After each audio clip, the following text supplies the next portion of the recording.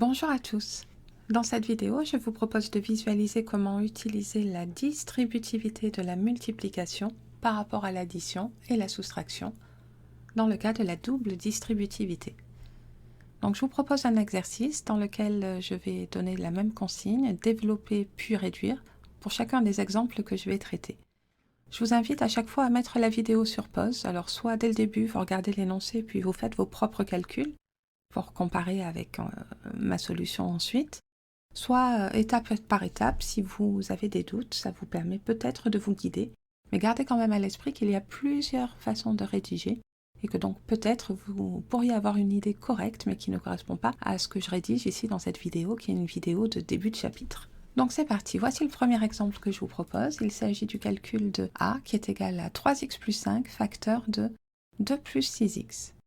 Donc déjà, dans ma façon de le lire, je mets en évidence que je suis bien dans le cadre d'application de cette consigne. Il s'agit bien de développer, puisqu'il s'agit d'une première paire de parenthèses, dans laquelle il y a la somme de deux termes, 3x et 5. Une deuxième paire de parenthèses, dans laquelle je trouve aussi la somme de deux termes, 2 et 6x. Et puis entre ces deux paires de parenthèses, il n'y a rien. Donc je vous rappelle que ça signifie que c'est un signe fois qui est sous-entendu. Donc j'ai parlé de parenthèse 1, facteur de parenthèse 2. C'est bien pour traduire le fait qu'il y a une multiplication. Alors je vous rappelle que du coup, la méthode du cours qui s'applique dans ce cadre-là est la suivante. On va développer, on va distribuer chacun des termes qui apparaît dans la première paire de parenthèses à chacun des termes qui apparaît dans la deuxième paire de parenthèses. Et donc quand je parle de distribuer, je parle bien de la distributivité de la multiplication, bien sûr. Donc la méthode était la suivante. Le premier nombre de la première paire de parenthèses va être multiplié par le premier nombre de la deuxième paire de parenthèses. Donc 3x va être multiplié par 2. Je pourrais mettre 3x entre parenthèses, mais il se trouve que ce n'est pas obligatoire. J'y reviendrai quand j'expliquerai l'étape suivante. Donc 3x fois 2, c'est le premier terme de mon développement. Je vous rappelle qu'un développement, c'est la transformation de la multiplication ici en une succession d'additions. Donc je fais apparaître mon signe plus juste après le premier terme de cette petite somme là que je suis en train de faire apparaître. Je continue. Le deuxième terme de cette somme, ça va être le produit du premier nombre de la première paire de parenthèses par le deuxième nombre de la deuxième paire de parenthèses. Donc 3x multiplié par 6x. Avec des parenthèses autour de 3x et 6x si vous voulez, mais à nouveau, elles ne sont pas obligatoires. Donc le deuxième terme de ma somme que je suis en train de construire, le voici. Et je continue. Donc j'ai déjà distribué tout ce que je pouvais distribuer là, le 3x avec chacun des deux nombres de la deuxième paire de parenthèses. Il faut donc maintenant que je passe au deuxième terme de la première paire de parenthèses, 5. Et je vais distribuer 5 à chacun des nombres de la deuxième paire de parenthèses. Je commence par 5 fois 2. Je distribue la multiplication. Voici ce que j'obtiens. Et enfin, un dernier terme dans cette addition que je fais apparaître au fur et à mesure, étape par étape, eh bien c'est le produit du deuxième nombre de la première paire de parenthèses par le deuxième nombre de la deuxième paire de parenthèses. Donc ça me donne ici 5 que je multiplie par 6x. Voici la somme écrite de façon complète. Donc voilà, ma deuxième ligne ici est terminée.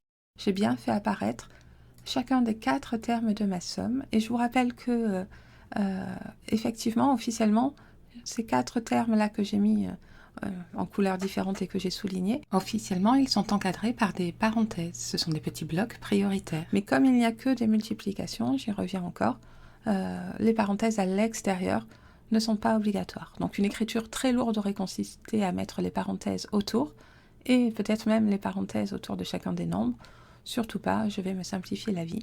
En tout cas ici, en plus, il n'y a que des additions, aucun signe moins, pas de nombre négatif, donc je vais en profiter. Alors maintenant, j'ai développé, c'est fait. Voici ce que j'obtiens. Mais je vais essayer d'arranger un petit peu ce que j'ai obtenu.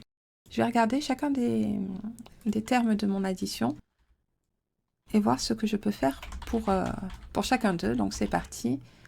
Je vais écrire en bleu pour le premier et mettre le X en italique pour éviter la confusion avec le signe fois. Donc ce que je vous disais, c'est que ce petit terme, là, 3x fois 2, en fait, il est égal à 3x fois 2, c'est vrai, mais je n'ai pas fait apparaître les parenthèses. Peut-être que je les aurais fait apparaître si jamais j'avais mis le signe fois qui est sous-entendu entre le 3 et le x. Parce que écrit comme ça en bloc, on voit que c'est un calcul prioritaire, alors que écrit comme ça en façon de développer, on le voit moins. Mais de toute façon, avec ou sans parenthèse, peu importe, puisque justement, si j'enlève la paire de parenthèses, je vais voir qu'il n'y a que des multiplications. Officiellement, je suis censée faire le calcul de gauche à droite, donc les parenthèses ne changent rien, qu'elles y soient ou qu'elles n'y soient pas. Première bonne nouvelle. Deuxième excellente nouvelle, c'est que puisqu'il ne s'agit que de multiplication, eh bien je peux choisir l'ordre dans lequel je vais faire mes multiplications. Or, il se trouve que 3 fois 2, je sais le calculer. Donc pourquoi pas commencer par 3 fois 2, alors avec ou sans parenthèse, hein, puisque de toute façon le fait de l'avoir mis devant, ça le rend prioritaire. Donc pourquoi ne pas commencer par ce calcul de 3 fois 2 qui est égal à 6 et laisser le fois x après. Je l'ai simplement décalé, hein. J'ai changé l'ordre des facteurs, mais je sais que j'en ai le droit d'après les règles de priorité de début d'année. Il ne me reste plus qu'à simplifier l'écriture, ce 6 fois x qui est égal à 6x. Donc ce raisonnement-là, c'est pas la peine de le faire apparaître sur votre copie. C'est quelque chose qui se passe dans votre tête en réalité. Surtout, ne me le détaillez pas ici, le calcul il serait interminable, ce n'est pas la peine. Vraiment, c'est un raisonnement qui doit se passer dans votre tête et qui, j'espère, va rapidement vous amener à être convaincu que 3x fois 2 est égal à 6x. Donc lorsque vous faites le calcul, vous raisonnez comme vous voulez, et vraiment c'est pas la peine de jouer avec les parenthèses comme ça. Vous savez du coup qu'il n'y a que des multiplications, et vous multipliez ce qui vous arrange dans l'ordre qui vous arrange. Et vous poursuivez. Je vais faire le même raisonnement pour le calcul d'à côté. Voilà. Et à nouveau, c'est pas la peine de l'écrire, hein. Donc je vais partir de ce qui est écrit. 3x fois 6x, que je vais écrire en rouge. Alors je vais mettre seulement les x en italique. Voilà. Et voilà. Donc ce calcul, officiellement, il y a des paires de parenthèses autour du 3x et des paires de parenthèses autour du 6x. Donc officiellement, il s'écrit comme ça. Je vais quand même me rappeler que 3x, c'est l'écriture simplifiée d'un 3 fois x, et que 6x, c'est l'écriture simplifiée d'un 6 fois x. Du coup, je n'ai que des multiplications, donc avec les parenthèses, je donne priorité au calcul de 3 fois x, que je ne peux pas faire puisque je ne connais pas la valeur de x. Et avec ces paires de parenthèses ici, je donne deuxième priorité au calcul de 6 fois x. À nouveau, je suis bloquée. Donc, plutôt que de rester avec les parenthèses, je les enlève. Et maintenant que je vois bien que je n'ai que des multiplications, à nouveau, je peux choisir l'ordre dans lequel je fais mes produits. Puisque ce 3 fois x ne m'arrangeait pas, je vais garder le fois x pour plus tard. Je vais même être plus précise, je vais regrouper ensemble les facteurs qui sont des nombres sans x, donc comme ça je pourrais faire le calcul, et je vais regrouper entre eux les facteurs qui comportent des x, parce que là aussi j'ai quelque chose qui va me permettre de bien gérer le calcul. Donc dans le premier cas, c'est simplement mes tables de multiplication, je fais le calcul.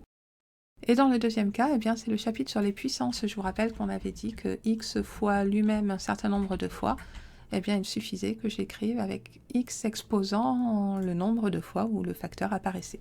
Donc je trouve 18 fois x au carré, que je peux bien sûr simplifier en 18x au carré. Donc c'est ce que j'ai proposé ici. Bien sûr, à nouveau, ce n'est vraiment, mais alors vraiment pas la peine d'écrire tout ça. C'est quelque chose qui doit se passer assez vite dans votre esprit, mais en le détaillant, j'espère vous avoir convaincu de l'apparition de ce x au carré.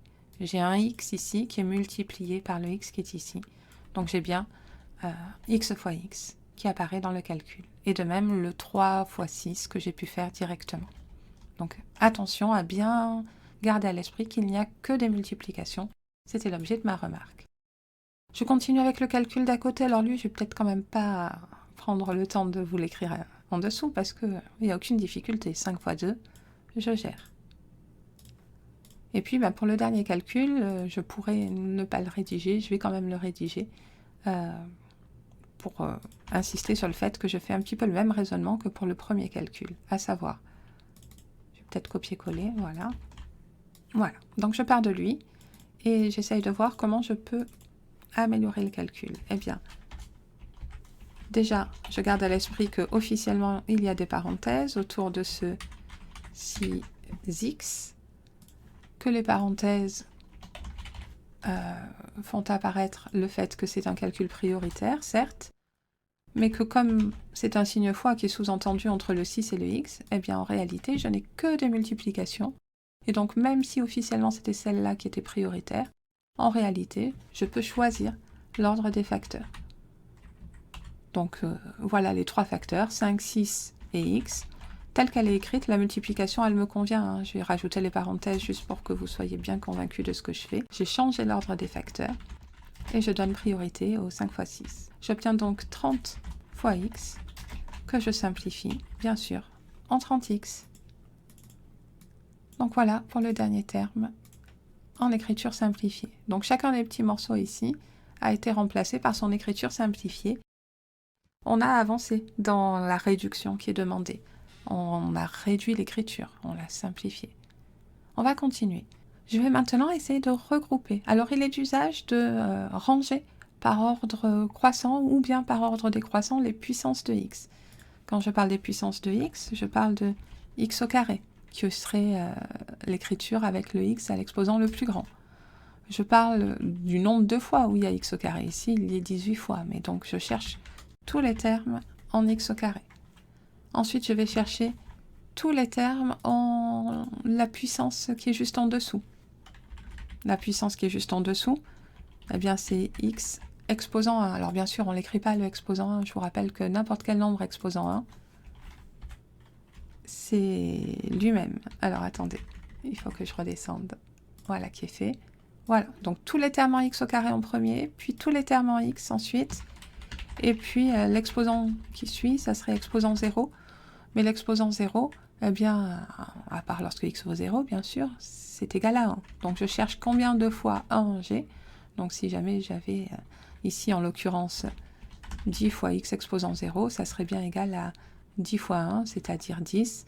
Donc en fait, je suis en train de vous parler des termes constants. Donc je vais mettre tous les nombres qui comportent des x au carré, puis tous les nombres qui comportent des x, puis tous les nombres qui n'en comportent pas. Donc ça va me permettre de ranger un petit peu. Je fais de l'ordre dans ce que j'ai. Le premier nombre que je prends, eh bien c'est celui-ci, plus 18x au carré. Je vous rappelle que c'est important de prendre le signe qui est devant. Si ça avait été un moins, j'aurais écrit moins 18x au carré. C'est vraiment important. Ici, comme c'est un plus, je pourrais écrire plus 18x au carré, mais je vais me contenter d'écrire 18x au carré. Le plus est sous-entendu. Je continue. Est-ce que j'ai d'autres termes en x au carré? Non. Je passe au nombre en x. J'ai 6x ici. Oui, mais il n'y a pas de signe, alors je ne peux pas écrire juste 6x. Donc il faut que je me rappelle quel est le signe. S'il n'y a pas de signe, c'est que c'est un plus qui est sous-entendu. C'est comme si j'avais ajouté les 6x. Je suis partie de 6x comme un nombre positif, comme un gain. Il faut vraiment que je le garde à l'esprit. Je continue. Est-ce qu'il y a d'autres termes en x? Oui, il y a ce 30x précédé d'un signe plus. Le voilà. Et il n'y en a plus. Et maintenant, j'ai pris tous les termes en x au carré, j'ai pris tous les termes en x. Je vais prendre tous les termes constants, les termes sans x. Il n'y en a qu'un. Je le fais apparaître. Voilà, donc là, j'ai un petit peu rangé. J'ai pas fait de grandes révolutions. Mais l'avantage d'avoir fait ça, c'est que maintenant, je vois que tous les termes en x sont à côté. En l'occurrence, ils sont ici. Je vais peut-être prendre un fluo plus petit. Pas trop non plus, voilà. Ce plus 6x et ce plus 30x, je vais les considérer ensemble. Je dois les ajouter. Je dois faire ce calcul-là pour savoir combien ça fait de x en tout.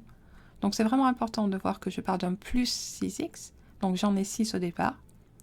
Et j'en ajoute 30. Au total, j'en ai donc 6 plus 30. Je factorise par x en réalité. Donc le plus 18x au carré et 18x au carré, il n'a pas bougé. Le plus 6x plus 30x, donc c'est un mélange de deux couleurs. Je vais utiliser une nouvelle couleur pour faire apparaître le fait que ça m'a donné 36x. Et puis la partie verte ici, qui n'a pas bougé parce qu'il n'y avait pas d'autre terme sans x. S'il y avait eu un plus 4, j'aurais calculé plus 10 plus 4 et j'aurais mis plus 14. Donc voilà, ici ce que j'ai fait apparaître, c'est l'égalité entre ce qui est souligné en bleu au-dessus, en bleu clair, et ce qui est souligné en bleu clair en dessous. Donc c'est le seul changement que j'ai effectué entre l'avant-dernière ligne et la dernière ligne. Et maintenant, eh bien, j'ai réduit au maximum. Je ne peux plus réduire davantage puisqu'ici, j'ai tous les termes en x au carré, ici, j'ai tous les termes en x, et ici, j'ai tous les termes constants, les termes sans x. Mon calcul est achevé. Et je vous rappelle que ce que j'ai écrit ici, ce n'est pas du tout la peine de le faire apparaître sur votre copie. Donc je m'en tiens là pour ce premier exercice, ce premier exemple, et je vous propose de passer au deuxième. Dans ce nouvel exemple, je vous ai fait apparaître des crochets qui contiennent des parenthèses. Alors, je vous les réécris en couleur pour que vous visualisiez bien. Et puis, j'ai même profité de l'occasion pour rajouter le signe fois. Donc, en fait, il s'agit bien, non pas d'une parenthèse, mais d'un crochet. Oui, d'accord, j'ai mis des crochets parce que j'avais des parenthèses à l'intérieur. Mais il s'agit bien du produit d'une parenthèse, la rouge, par une autre, la verte. Et chacune de ces parenthèses contient bien la somme de deux termes, x et moins 2 pour là, moins 3 et x pour ici. Donc on est vraiment dans le même cadre d'application que pour le A. La seule différence, c'est que j'ai fait apparaître des nombres négatifs. Ici, j'étais obligée de mettre les parenthèses parce que le plus moins 2 n'était pas possible sans ces parenthèses. Ici, je les ai mises, j'aurais pu ne pas les mettre parce que je suis en début d'écriture dans la parenthèse, dans le crochet vert. Donc c'est parti, je vais appliquer exactement la même méthode que tout à l'heure. Je vais distribuer chacun des nombres de la première paire de parenthèses à chacun des nombres de la deuxième paire de parenthèses. Le premier nombre x doit être multiplié par le premier nombre ici, moins 3. Donc je le fais apparaître, x fois moins 3. Voici ce que j'obtiens.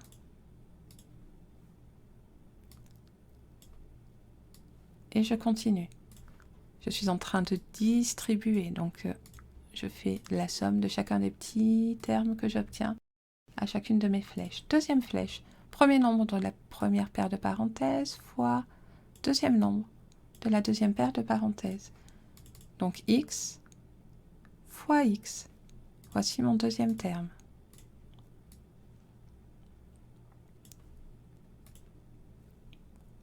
Et je continue.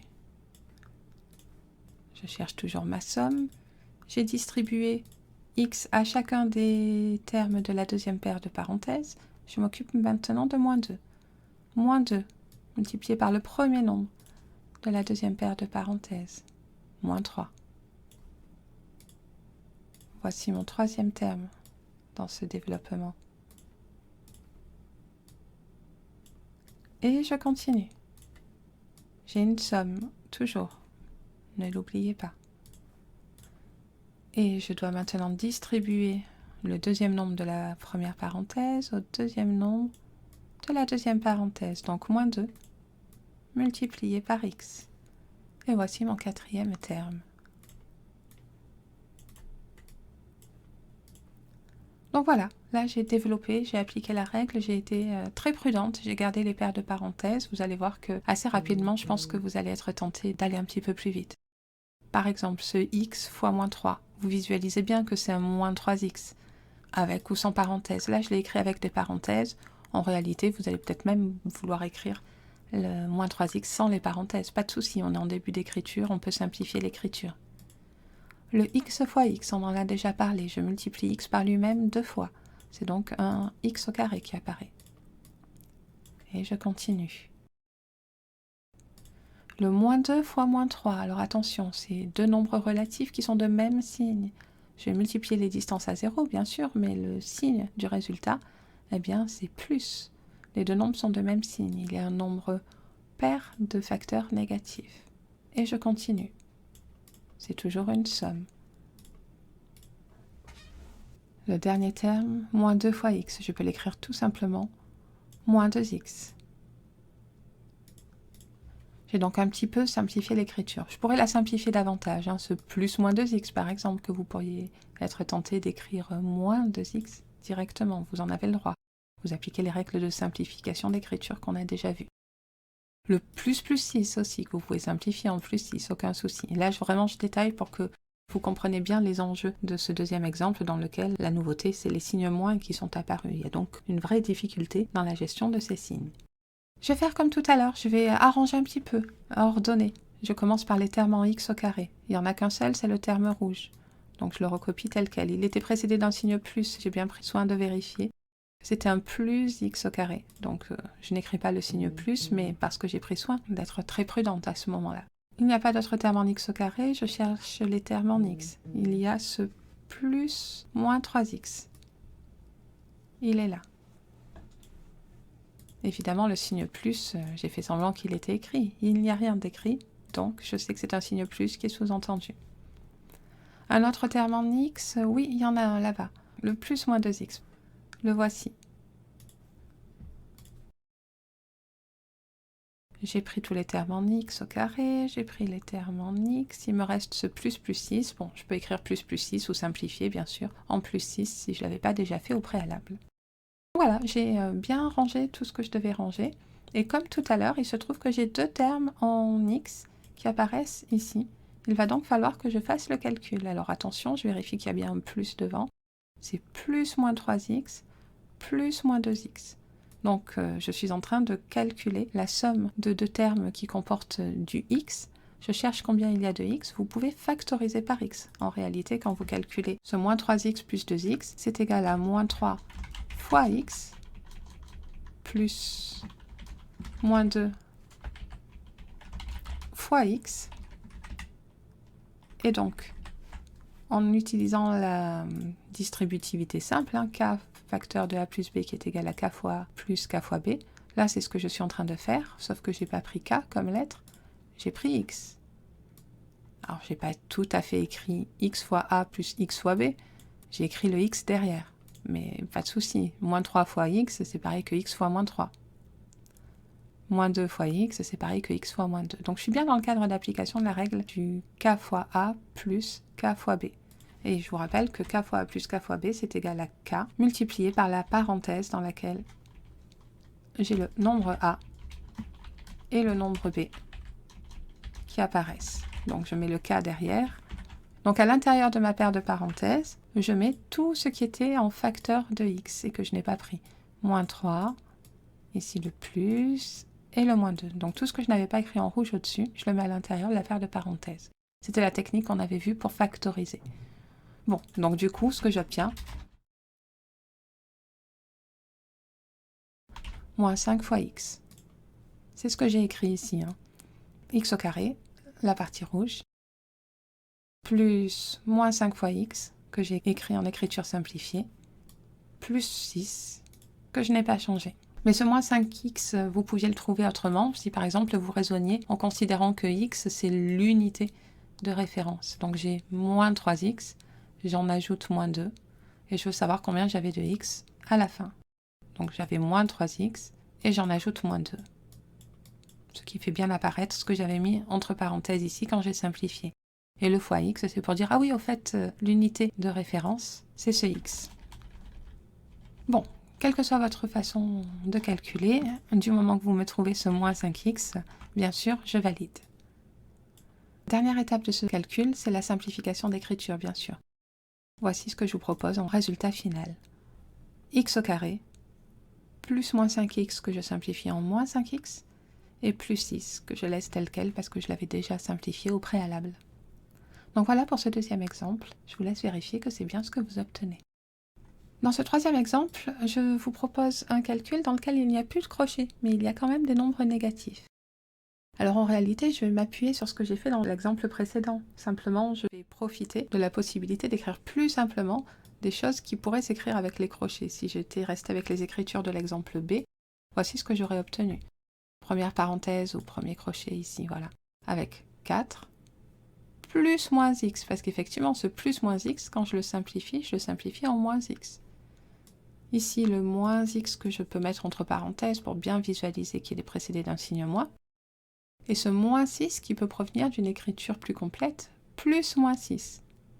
Alors ça va être important de visualiser ça, parce qu'en réalité, à chaque fois, je vous ai dit, hein, chaque nombre va avec le signe qui le précède. Donc là, si je n'ai que des signes plus, il n'y a pas de réelle difficulté. Je distribue bien le nombre moins 6 que je visualise ici. Mais ici, quand je vais faire la distributivité à partir d'une écriture simplifiée, il faudra bien que je garde à l'esprit que ceci c'est concerné par le moins. Et donc en fait, le moins de la soustraction, dans ma tête, je le traduirai par un moins de 6 est précédé d'un signe moins. Moins 6 est négatif. Je vous montre. Je distribue le premier nombre de la première paire de parenthèses au premier nombre de la deuxième paire de parenthèses. Si vous visualisez mieux comme ça, voilà ce que ça donne. J'obtiens donc 4 fois moins x. 4 fois moins x, que je peux écrire comme ça. Et si vous avez déjà anticipé que vous vouliez écrire plus simplement, il n'y a pas de souci, parce que 4 fois moins x, c'est égal à moins 4x. Et peut-être même que vous aviez anticipé en ne mettant même pas les parenthèses, je valide, il n'y a pas de souci. Je continue. Je vais peut-être souligner pour garder la même méthode que dans mes deux premiers exemples. Donc voilà, ça c'est le morceau bleu. Deuxième morceau, deuxième terme. Je distribue le premier nombre de la première paire de parenthèses au deuxième nombre de la deuxième paire de parenthèses. Attention, c'est pas 6. Regardez ce que je vous avais dit. Je le distribue au deuxième nombre en gardant le signe qui va avec lui. Donc je distribue le 4 au moins 6 de la deuxième paire de parenthèses. Donc une vraie difficulté ici, parce que votre cerveau, il voit juste le 6. Oui, mais on ne peut pas distribuer de la même façon quand on a une addition, comme tout à l'heure, et quand on a une soustraction. Il faut bien prendre en compte le fait que c'est une soustraction. Donc c'est pris en compte ici, en attribuant le signe moins à ce moins 6. Je continue. J'ai distribué le 4 à chacun des termes de la deuxième paire de parenthèses. Je dois maintenant distribuer le deuxième nombre de la première paire de parenthèses. Alors attention, ce n'est pas x.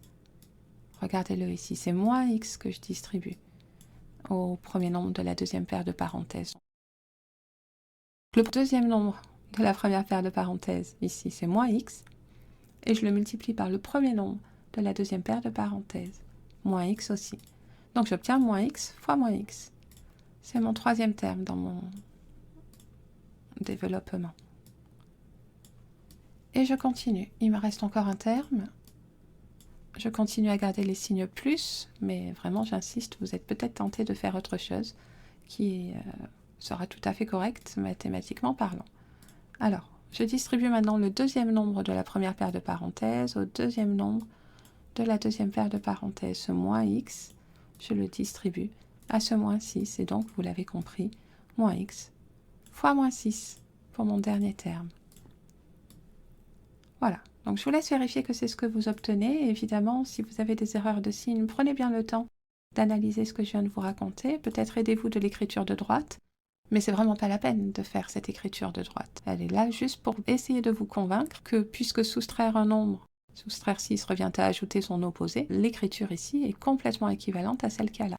Et donc ça explique que chaque signe va avec le nombre qui est derrière lui, chaque nombre va avec le signe qui le précède.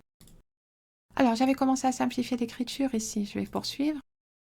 Mon 4 fois moins 6, je fais le produit d'un positif par un négatif, le résultat est négatif et je fais le produit des distances à 0. Si vous êtes tenté d'écrire à la place de plus moins 24, d'écrire moins 24, je valide sans aucun souci, vous gérez la règle des signes, il n'y a pas de raison. Ce moins x fois moins x, alors le signe du résultat déjà, j'ai deux signes moins. Vous savez que lorsque j'ai deux signe moins, le résultat sera précédé d'un signe plus. Alors, j'ose pas trop dire que les deux nombres sont négatifs parce que je ne connais pas le signe de x. Donc, je dis juste que je prends l'opposé de x et que je prends l'opposé de x.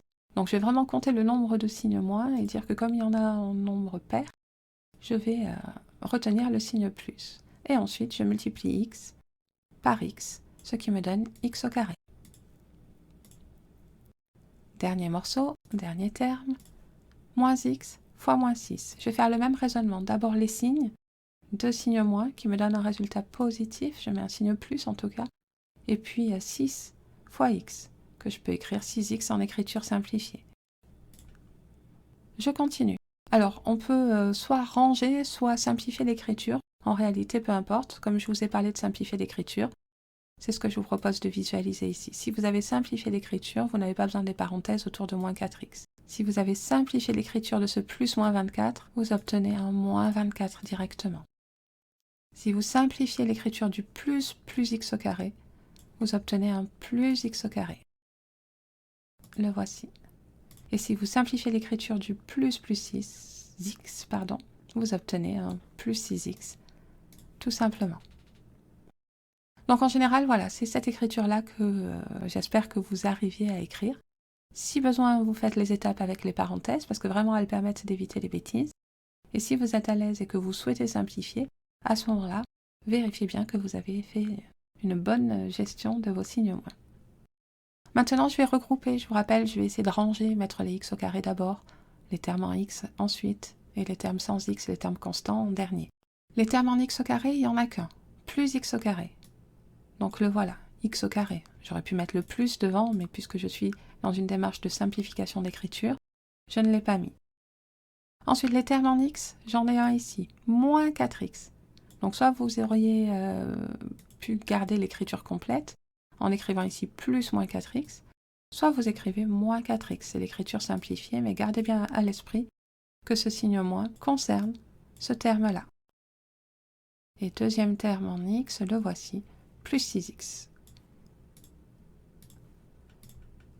Il me reste un dernier terme à faire apparaître, c'est le terme sans x, le terme constant, moins 24, une petite erreur que je vais corriger tout de suite. Et voici. Et puis bien sûr, je vous rappelle que le but, c'est de simplifier, de réduire, et donc dans la réduction qui m'est demandée, il y a le calcul ici de moins 4x plus 6x qui est attendu. Donc je cherche combien j'ai de x. J'en avais moins 4 au départ. Vraiment, rappelez-vous que vous devez prendre en compte le signe moins. Vous en ajoutez 6 ensuite. Vous gardez le signe dessus qui a la plus grande distance à 0, puisque les deux nombres ne sont pas le même signe, positif. Et vous faites la différence entre la grande 6 et la petite 4. Vous obtenez 2. Donc, mon résultat final, le voici. X au carré plus 2x moins 24, vous l'avez compris. Voilà, donc je m'en tiens là pour cette vidéo. Je vous ai présenté au travers de 3 exemples la méthode de base, une explication de la gestion des signes moins, c'était le B, et puis un exemple qui correspond davantage à ce que vous allez être amené à gérer. Des écritures simplifiées avec des signes plus parfois, comme devant ce 4, mais aussi des signes moins, comme c'est le cas ici. Je m'en tiens là, évidemment, si vous avez des questions, n'hésitez pas à me les poser.